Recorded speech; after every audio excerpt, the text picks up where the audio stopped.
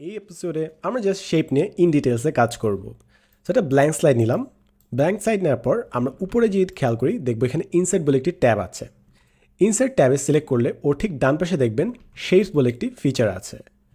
শেপে ক্লিক করলে আমাদের অনেক ধরনের শেপ অফার করবে। এখান থেকে একটি শেপ সিলেক্ট করি, আমরা মনে করি রেক্ট্যাঙ্গেলটা সিলেক্ট করলাম। এরপর লেফট মাউস বাটন ক্লিক করে ছেড়ে দিলে আমাদের শেপটা চলে আসলো। বুম। এখন আপনি চাইলে জাস্ট ডান পাশ, বাম পাশ, উপর নিচ ছোটো বড়ো করতে পারেন। আপনি যদি রোটেট করতে চান তাহলে দেখবেন ঠিক উপরে একটা রোটেশন সাইন আছে, ওটা ক্লিক করে আপনি ইচ্ছা মতো ঘোরাতে পারেন শেপটাকে। এবার মনে করেন আপনি এই শেপটা কালারটা চেঞ্জ করতে চাচ্ছেন। ইন দ্যাট কেস শেপটা সিলেক্ট করতে হবে ফার্স্টে, দেন উপরে দেখবেন ফরম্যাট ড্রয়িং টুলস আছে, shape feel, outline, effects etcetera. So মনে করেন আমি শেপ ফিলে গেলাম, তারপর একটা কালার চুজ করলাম, ইয়েলো, নাইস। এখন মনে করেন আমি বাইরেটা আউটলাইন চাচ্ছি। সো ফার্স্টে শেপটা সিলেক্ট করি, শেপ আউটলাইনে যাবো। এবার শেপ আউটলাইনে গিয়ে মনে করেন একটা কালার চুজ করি, মনে করেন পার্পল। এরপর আবার গেলাম, এরপর মনে করি এটা ওয়েটটা বাড়িয়ে দিলাম, একটু ভারটা বাড়িয়ে দিলাম, একটু মোটা করে ফেললাম, ডান। প্লাস আপনি যদি শেপ আউটলাইনে যান আরও কিছু অপশন পাবেন, ড্যাশ অপশন পাবেন, আইড্রপার অপশন পাবেন। মনে করেন ড্যাশ দিয়ে একটু ডট ডট ডট আনার চেষ্টা করলাম, ডান। সেভাবে জাস্ট বেসিক শেপ নিয়ে আমরা কাজ করতে পারি। এখন আমি যদি ক্লিক করি, ক্লিক করার পর যদি রাইট ক্লিক করি তাহলে দেখেন ওই সেম অপশনগুলো আমাদের সাথে সাথে মাউসের এখানে চলে আসছে। আপনি এখান থেকে সরাসরি এডিট করতে পারেন, অথবা আউটলাইনও চেঞ্জ করে ফেলতে পারেন এখানে, ডান। সো আমাদের আউটলাইনে কাজ শেষ। আউটলাইনটা ড্যাশ না দিয়ে একদম প্লেন লাইন দিই, ডান। এখন আপনি চাইলে উপরে দেখতে পারেন এখানে শেপ স্টাইলস বলে একটি অপশন আছে।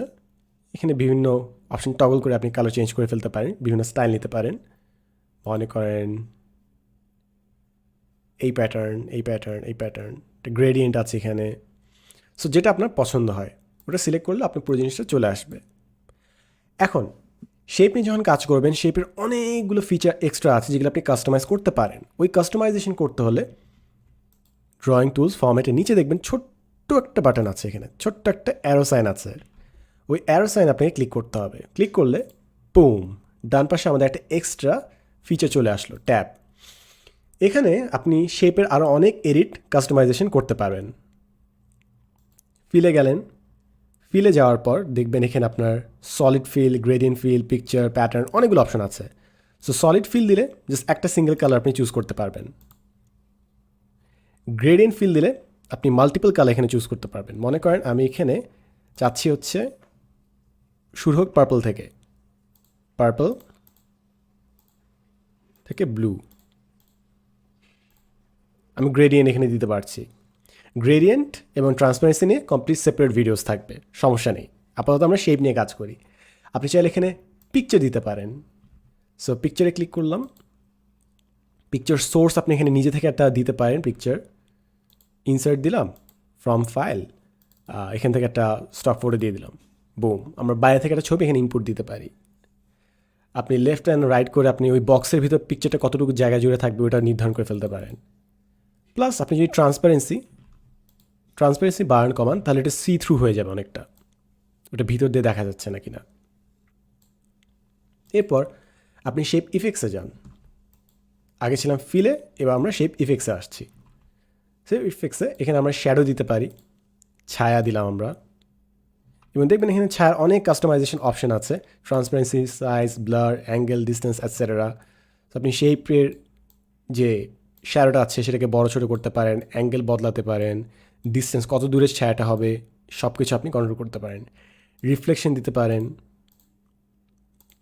গ্লো দিতে পারেন। সো এখানে অপশনের আসলে অভাব খুব একটা নাই, বহুত অপশন আপনি এক্সপ্লোর করতে পারেন। 3D, বেভেল, এমবজ এগুলো করা যাবে। রোটেশন করতে পারবেন আপনি 3 ডাইমেনশনে। ঘুরাচ্ছি মনে করেন, এটা আর্টিস্টিক ইফেক্টস দেওয়া যাচ্ছে, এখানে অনেকগুলো আর্টিস্টিক ইফেক্ট দেওয়া আছে। তো মনে করেন আমি এটা চুজ করলাম, একটু জাস্ট গ্রেনি হয়ে গেল জিনিসটা। সো আপনি যখন শেপ নিয়ে কাজ করছেন, বেসিক তো ফরম্যাট টুলের মধ্যে আপনি কাজ করতেই পারবেন, ড্রয়িং টুলস। ওটার মধ্যে পিকচার নিলে আরও বেশ কিছু অপশন পাবেন। এবং যদি এই ছোট্ট একটা বাটনে ক্লিক করেন তাহলে আপনার কাস্টমাইজেশনে আরও অনেক অপশন ডান পাশে ওপেন হয়ে যাবে। এই ছিল হচ্ছে শেপ টুলের কাজ। আশা করি একটু হলেও আমরা অপশনগুলো কী কী অ্যাভেলেবেল আমাদের কাছে সেটা বুঝতে পেরেছি।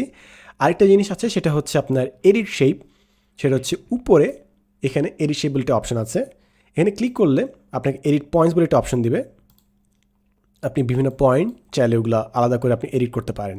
এটার জন্য আলাদা একটা ভিডিও থাকবে। অ্যান্ড ফাইনালি আপনি যদি এই শেপটা না পছন্দ করেন, আপনি এডিট শেপে যেতে পারেন। এডিট শেপে গিয়ে আপনি চেঞ্জ শেপে যেতে পারেন, ডিফারেন্ট একটা শেপ নিতে পারেন যেটা আপনার পছন্দ। এখন এটা ডিলিট করে দিই। ফাইনাল একটা জিনিস জাস্ট দেখে শেষ করছি এই এপিসোড।